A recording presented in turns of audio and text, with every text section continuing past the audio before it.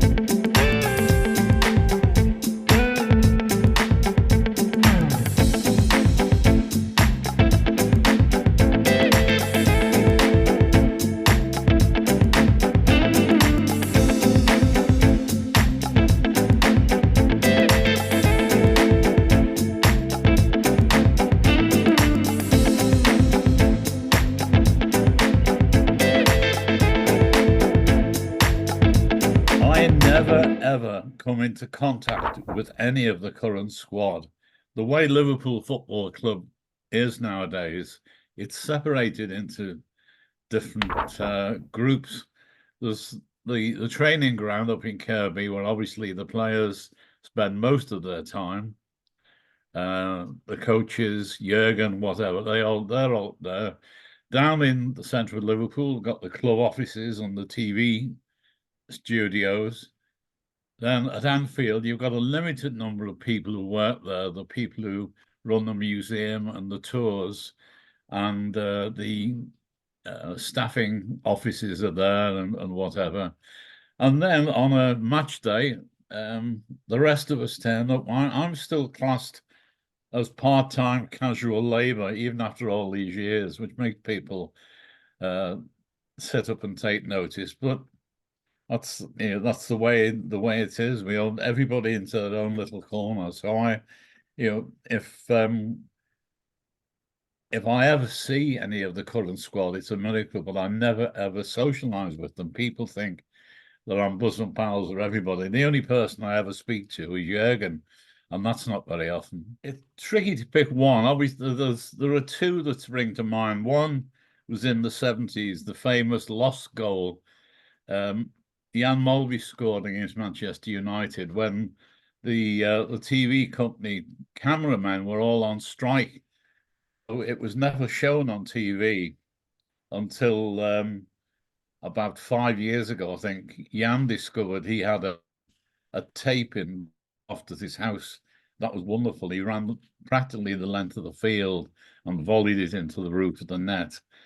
But the one that got me most excited was in 2005 against Olympiacos. We were not doing well. We thought we were about to get kicked out of the Champions League. And Steven Gerrard scored a wonderful goal from a great distance, got us back into the competition. We won that tie, and then obviously we went on and went all the way to Istanbul and won the Champions League. So that's probably the most important one I've ever seen it scored at Anfield. I just always go back to Kenny Dalglish, and he's still my favourite player by a distance. He was just such a great bloke to watch. And obviously, people forget how good a manager he was twice. And then on top of all that, he was such a wonderful ambassador for the club during the Hillsborough times. And now he's working as an ambassador for Liverpool Football Club.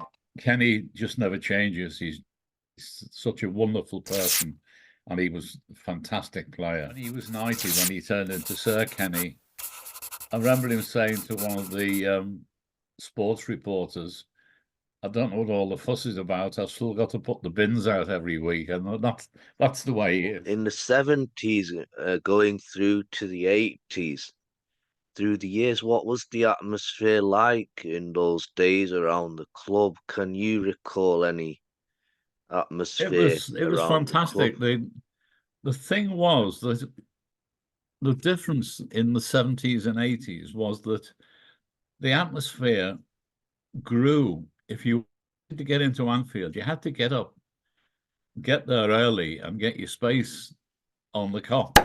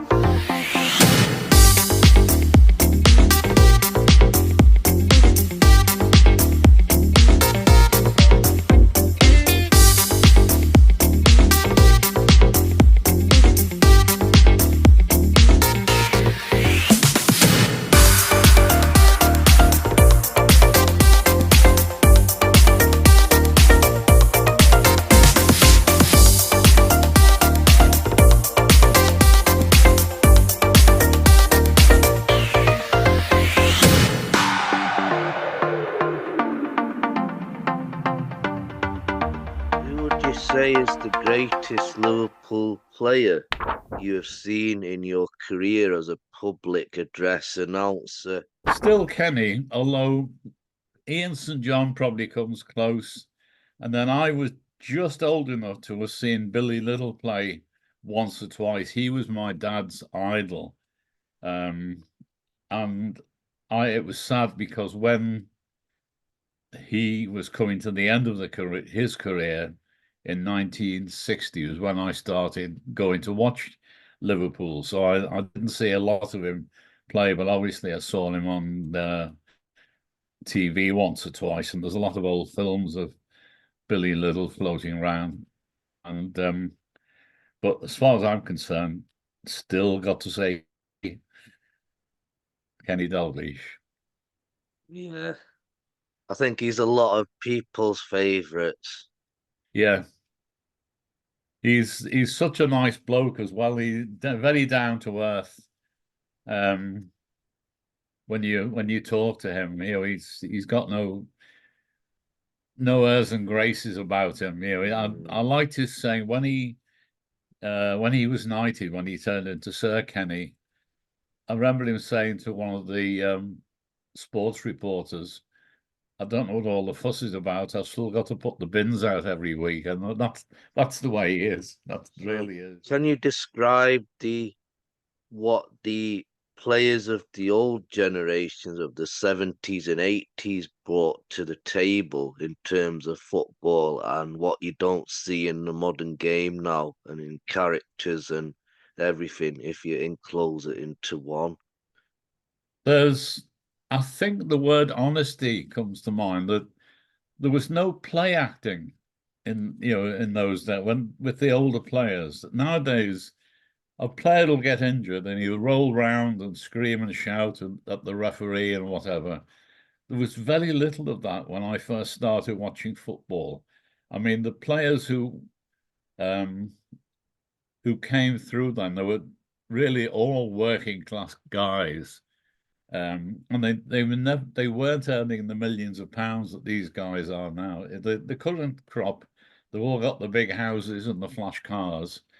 But when I started watching football, and certainly before that, they were just ordinary guys who got lucky. They were happy to be out on the pitch with the red shirt. They didn't make a fortune out of it, and a lot of them really struggled to make a living when their football careers was over. So that's the word I put down. The honesty. They were just so straightforward players. They go out and do the job. And in my dad's day, he'd be getting the bus down to the ground, and the first team player could quite well be sitting behind him on the bus.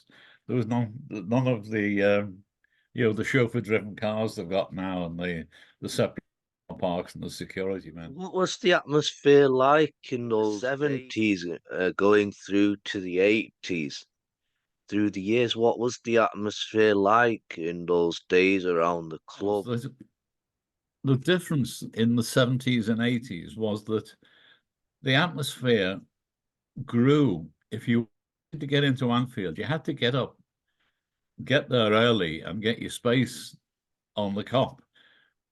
And so people would be there for a couple of hours before kickoff, and the place would be packed, and they'd start singing and chanting. And more than once, I'd get to kickoff time at 3 o'clock on a Saturday, and I'd be exhausted. It was just the volume of noise constantly for a couple of hours, and that was before the match even kicked off. And obviously, singing in the crowd only sort of came in the 60s. Before that, there was a lot of chanting and cheering, but not singing, as I recall. And there was the famous Kop roar, which that's all it was. It was a roar. If some was coming up to take a corner, the Kop would just start making this crazy noise, and it'd get louder and louder, as the corner came over and whatever. And it must have frightened the living daylights out of the opposition. The atmosphere now, I always say to people, it's just as good as it ever was, except it doesn't build up. It sort of starts a few minutes before kickoff. 10 minutes before kickoff, when we Never Walk Alone, that's when the crowd start chanting and cheering and making a noise. But it's very strange to somebody of my age. I'd like to see people getting back to basics. I think I mean, last night the Chelsea game was a classic case. With all 4 of the goals, we had to wait ages before VAR would say, yes, that was a goal. And it really destroys the spontaneity of the game. Conor Bradley scored an absolutely cracking goal tonight. The crowd are cheering, they're going mad, and then all of a sudden VAR are checking to see if there was a foul before he got the ball, and we had to wait about 2 or 3 minutes, and then we start cheering all over again. I mean, Connor was chuffed to pieces when I actually said it's a goal, and Connor Bradley scored.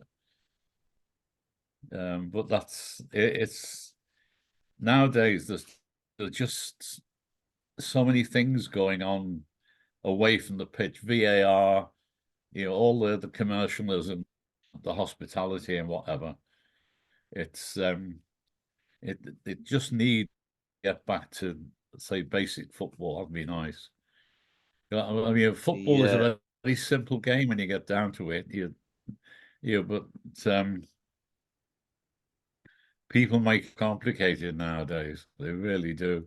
I was approached to write a book because I got a call one day from a guy called Peter Hooton, who was the lead singer of The Farmers, a big band from Liverpool. And he said, are you busy tomorrow afternoon? I'd like to have a cup of coffee with my literary agent. So I went down to meet them. And they said, you're coming up to 50 years at Anfield. You must have a few stories to tell. And I said, well, yeah. So we agreed I'd go away and start writing a book. And when I'd finished the book, somebody said, are you going to do an audio version? I said, I'd not thought of it.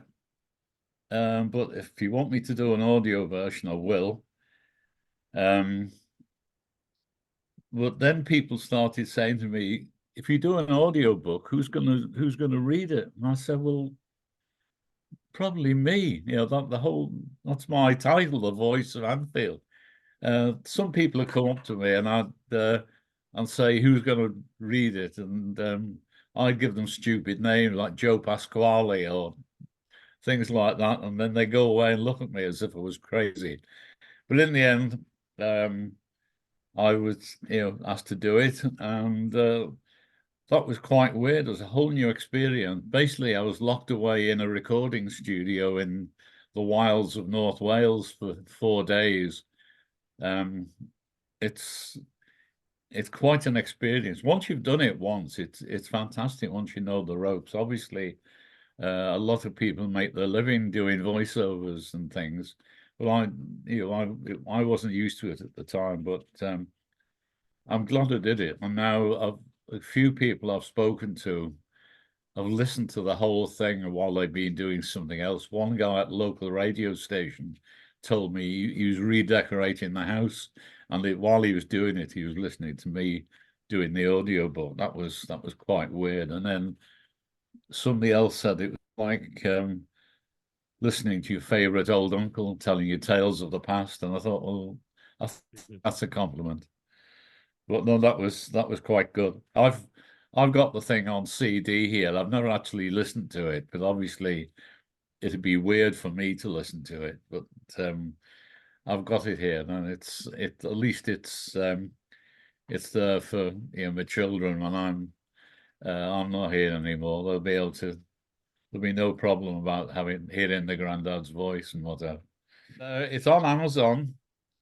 yeah, If you go into Amazon and look for The Voice of Anfield, you'll find there's the hardback, the paperback, and the audio version. You can download it on Amazon Audio. I think you can if you have signed up for other audio books, you probably get mine free. But I don't know. I say it's not something I've looked into. I know a couple of people have done, but if people are regularly listening to audio books, they're probably going on Amazon, and they'll probably be able to go straight to it.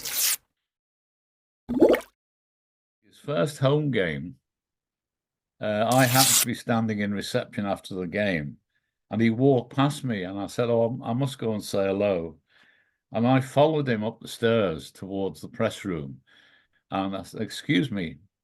And I held my hand out to shake hands, said, my name's George. And that was as far as I got. Because he looks at me, his eyes lit up, and he said, oh, yes, you are the famous Voice of Anfield. And I was so shocked that he knew who I was.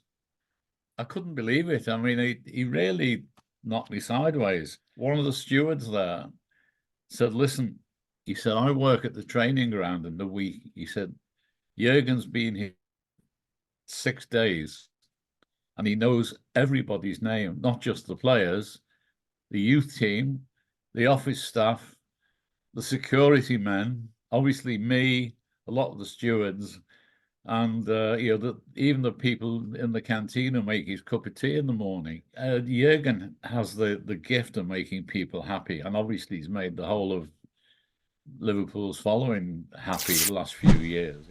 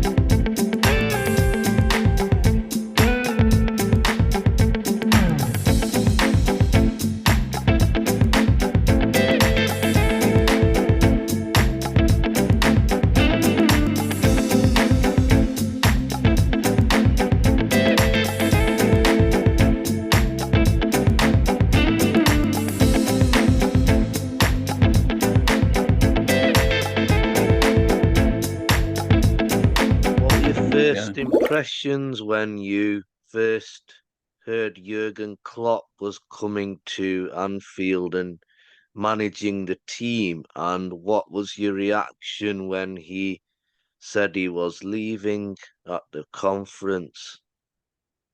Well, when he first came, people obviously we didn't know much about him.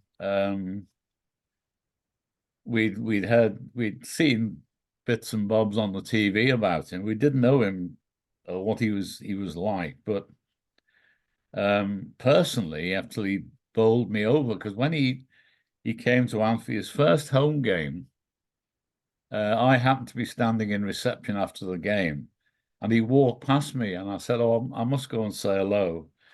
And I followed him up the stairs towards the press room, and I said, "Excuse me," and I held my hand out to shake hands and said, "My name's George. And that was as far as I got, because he looks at me, his eyes lit up, and he said, "Oh yes, you are the famous Voice of Anfield." And I was so shocked that he knew who I was. I couldn't believe it. I mean, he really knocked me sideways. So I had a quick chat to him and welcome to Anfield. I hope everything works well. And then he went off to do his press conference, and I turned round, and one of the stewards there said, "Listen," he said, "I work at the training ground in the week." He said, "Jurgen's been here 6 days, and he knows everybody's name, not just the players, the youth team, the office staff, the security men, obviously me, a lot of the stewards, and even the people in the canteen who make his cup of tea in the morning." He knew everybody, and that's the way he is. He's the ultimate people person, Jurgen, and he's wonders. He's got the squad there, and he's always kept everybody happy. Other clubs, players get mad because they're dropped. Jurgen has the gift of making people happy, and obviously he's made the whole of Liverpool's following happy the last few years. It's going to be a sad day when he goes. Just before lockdown, I did an interview with a German TV company, and they were asking about Jurgen, and I said, "Jurgen Klopp is the only manager who stands shoulder to shoulder with Bill Shankly, and that's the greatest compliment you could play him." My wife said to me, "What about Kenny?" I said, "Well, Kenny, he was a good manager. He was a great player. He's a great human being. But I don't think of Kenny as just a manager. Jurgen is 100% manager. Bill Shankly was the same. And manager, he's all with Bill Shankly. His people skills, motivational skills, everything. He's fantastic, and he's such a love book, and he was so helpful when my book came out. I mean, I don't know what I'd done without him, because he did some publicity pictures for me, and then I was on Channel 4 TV the day the book came out, and he popped up on the screen behind me and started telling the whole world what a great book it was, and what a great bloke I was. I couldn't believe it. He didn't need to do that, but that's the way of the guy. He's just so helpful. He's just go good to people. Tried before to get my favourite Liverpool 11 together, and it's impossible. Well, you have to start with Kenny Dalglish. If you have Kenny, you've got to have Ian Rush.